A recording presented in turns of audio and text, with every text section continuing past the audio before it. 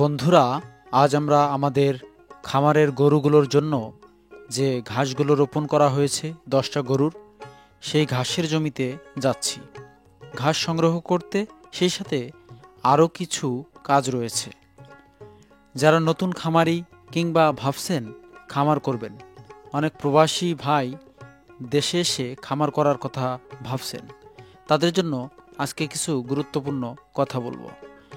আমার ভিডিও যারা নিয়মিত দেখেন তারা তো আমার পেজে ফলোই দিয়েছেন, আর যারা আমার ইউটিউব চ্যানেল এখনও সাবস্ক্রাইব করেন নাই তারা অবশ্যই করবেন।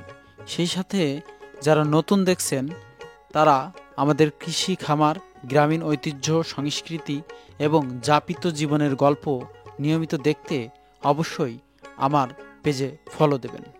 আজ আমরা ঘাসের জমিতে চলে এসেছি এবং এই ঘাসের জমিতে আমরা প্রথমে যে কাজটি করি সেটা হলো, এখানে যে কলা গাছ রয়েছে সেই কলা গাছের কোনো ছোপে বেশি কলা গাছ হয়েছে কিনা সেটা খেয়াল রাখি এবং 2-3টার বেশি রাখি না।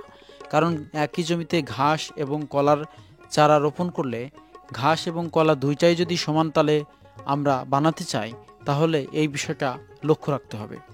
আরেকটি বিষয় আপনাদের বলি যে আমরা যখন ঘাস কাটি তখন এই ঘাসের সাথে ছোট ছোট ঘাস থাকে যেগুলো এমনিতেই হয়, সে ঘাসগুলো আমরা এই ঘাসের সাথে একসাথে কাঁচি দিয়ে কেটে নিয়ে যাই।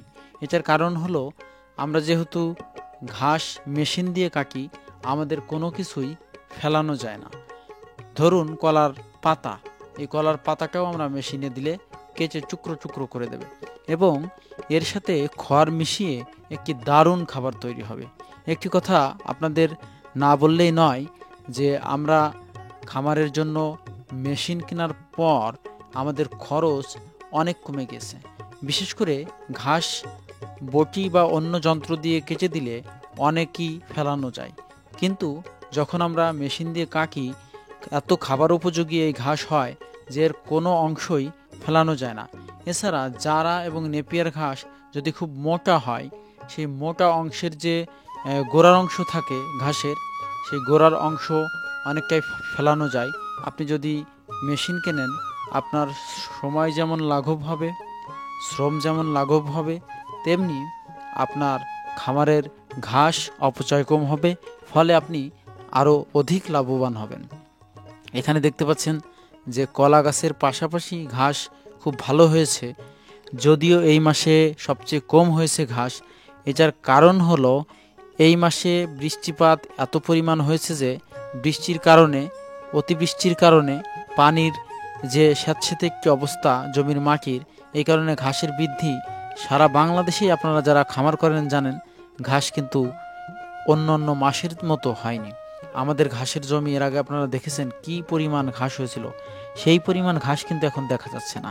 আশা করি সামনে শীত আসলে আগামী মাস থেকে আমরা যদি শুষ্ক আবহাওয়া চলে আসে, আমরা ঘাসের এই জমি কুপিয়ে সার ওষুধ দিয়ে সার দেব এবং সার দিয়ে সেচ দিয়ে দেবো এবং দেখতে পারবেন যে আবার কত সুন্দর ঘাস হয়েছে। গরু পালনে যত কাঁচা ঘাস খাওয়াবেন, যত বেশি খড় খাওয়াবেন, ততই আপনার অন্যান্য যে খাবার রয়েছে সেটার খরচ বাঁচবে, ফলে আপনি লাভবান হবেন। আর লাভের ধন যদি পিঁপড়ায় খেয়ে যায়, অর্থাৎ ঘাস, খড়, ফিড এগুলো কিনতে কিনতে যদি আপনি একেবারেই ক্লান্ত হয়ে পড়েন, আপনি কিন্তু খামার করা একসময় ছেড়ে দেবেন। এই জন্য আপনার যদি অধিক লাভবান হতে যাই, স্বাচ্ছন্দ্যে খামার করতে চান, তাহলে আপনার এই ঘাসের কোনো বিকল্প নেই। যারা নিয়মিত দেখেন আপনারা জানেন যে আমরা একটি গরুকে প্রতিদিন প্রায় 25 কেজির মতো ঘাস এবং খড় দেই।